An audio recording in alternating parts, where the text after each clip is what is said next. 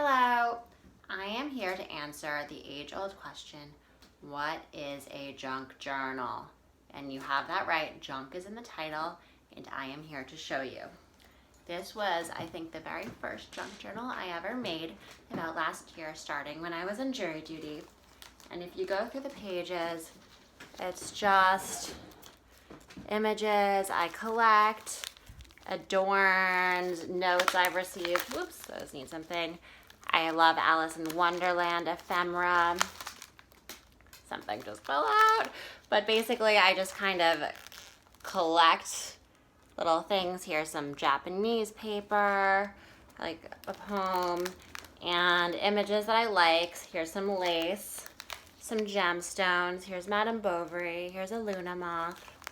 And I just decorate this book how I want. And the act of ripping up things, I'm telling you, is a very, very cathartic. In a way, it is destructive, but also productive.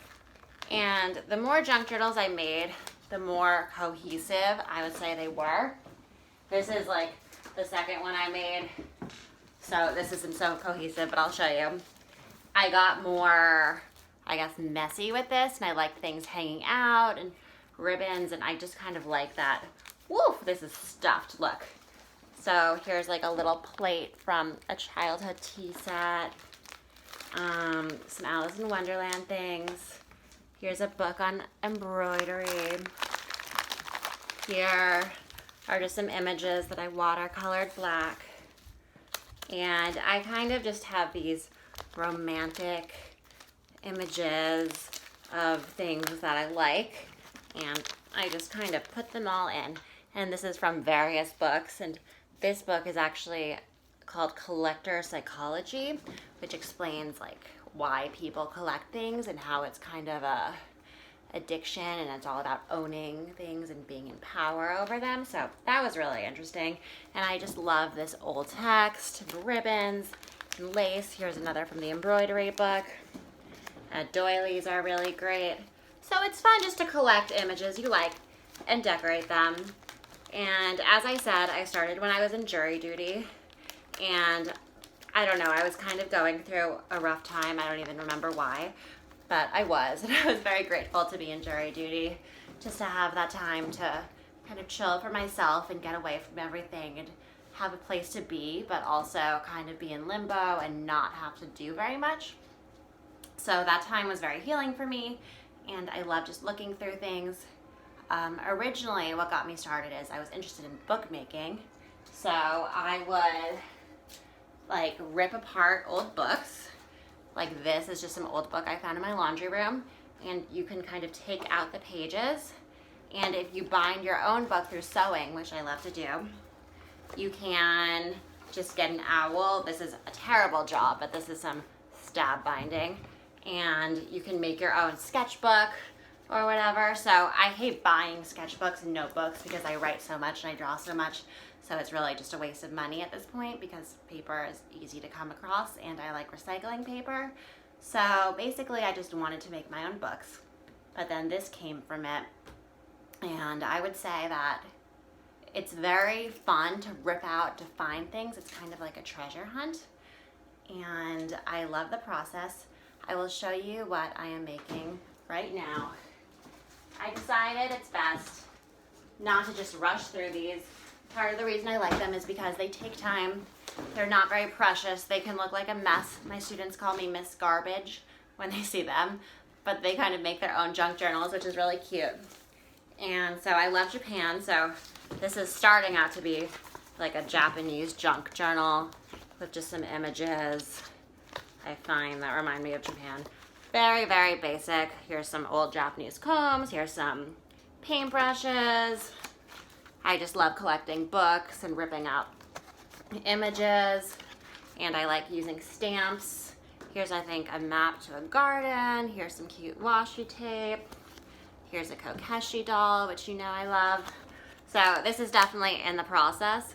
This is kind of a funny picture of a geisha, it looks like, with a cat on it, or maybe it's not a geisha. And here's some ikebana. So I thought this one would just be like a collection of things I love about Japan. Here's a cat, which is my cat named after, is Neko. Here's a Ikebana drawing. Here's some nice traveler stamps. Here's, I think, a book of gardening, and here's some text that I ripped out. I have a lot of Japanese stamps, so here's Mount Fuji. Here's this cute little couple. Here's a Torii Gate. So yeah, it's just been really fun. And I know people make fun of me. My mother wants to burn all of them. She hates them so much because I go a little crazy making them, and they don't look so beautiful.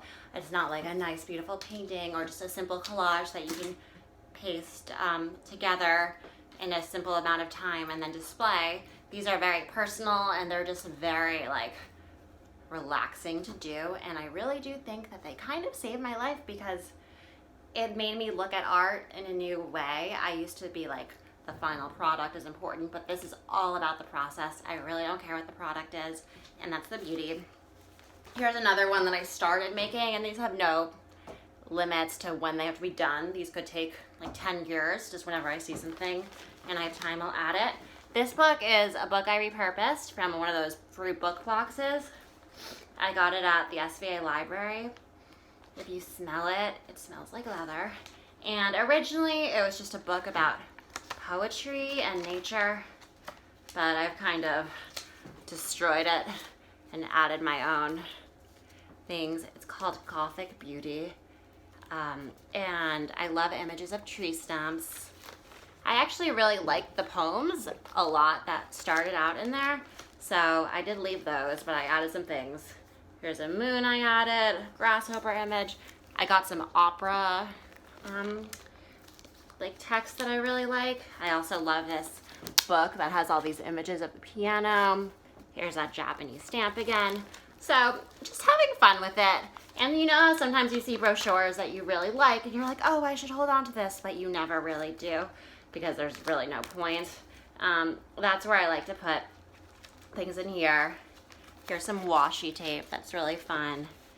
And yeah, so this is definitely a work in process, but I just love the way that it was made as well. I love admiring books that are made in an interesting way. And here's a little tree stump image that I have to place.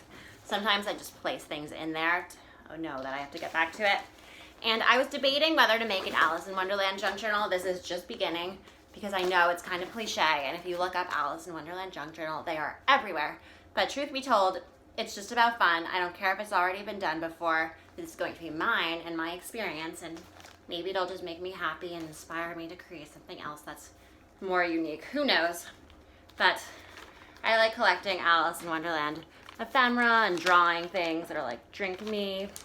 Here's some tape that's Alice in Wonderland, and just the color scheme and the cats. Here's a ginkgo leaf stamp that I really love. And I got this at this lovely stamp store. They have little things for your door. Here's some rabbits. Here's an image, I think, of Pandora's box, which I just love the idea of art that you can get lost in, or the idea of just dreaming into a magical world. Here's some greeting card that I made that I couldn't find anyone worthy of giving to, so myself. This is a cool business card, I think from somewhere in France that I went that I've just always saved and never knew what to do with.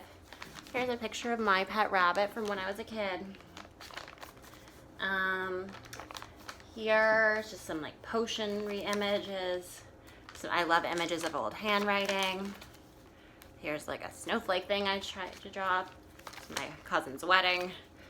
And let's see what else is in here. The best things in life have no purpose. I wrote that down maybe to justify why I'm doing this, but it's kind of true. Almost love. It's like maybe the purpose, you can think of some, but I don't know. I think the best things are not really like you get a product out of them. They're just so much fun, and that's the joy of it. And so here's just some images. I love taking a doily, then painting on it, then removing the doily. Here's some nice rabbit stamps. I've gotten more sophisticated with my stamps. Here's some paper I marbleized, some wax thing I found. That page needs to be worked on. So yeah, it's fun. These are some cool shoes. And so yes, that's my process. And I think the key to remember is that this is very destructive while being productive, and it's kind of sums up why I love art education, because you can create something and it's very healing, as well as the process to do so. And I know a lot of people have rebellious tendencies. That's just human nature. Like, you want to shoplift, you want to experiment with dangerous things. Well, this way it just feels very dangerous to me to cut up a book. I feel terrible.